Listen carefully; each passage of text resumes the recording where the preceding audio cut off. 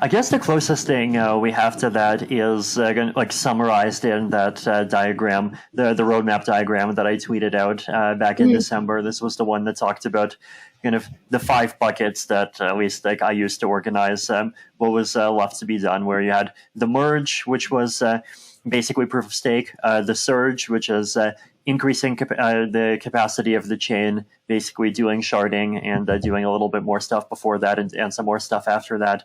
Then there is the verge, which is Verkle trees, which are basically a technology that makes it easier to validate the chain. So like nodes don't have to kind of be so heavy and require like as big computers as before. Then there's the purge, which is like making the chain kind of lighter and making the code lighter by not requiring like every node in the network to process and store all of the old history. And then there is like the splurge, which is just everything else. And there's a lot of different buckets there, right? Like there's like upgrades to the EVM, there's proposer builder separation, and there's like this fairly long and like a list of just various miscellaneous kind of buzzwords and just fun items of different kinds. And then like there's longer term things like ZK snarks, which are going to be probably everywhere in the Ethereum protocol 5 or 10 years from now. But like that list of things, right? Like just switch to proof of stake, add sharding. So we have some scaling, make sure we have good rollups that are actually taking advantage of the sharding. Make it easier for people to run nodes, make sure that we don't like centralize as a result of MEV and those kinds of issues.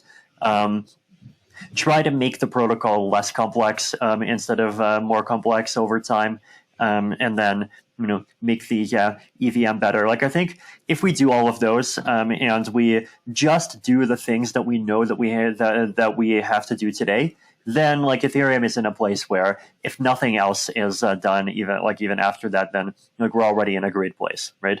Now, I think if all we manage to do is proof of stake and sharding, then I think we're still in a good place.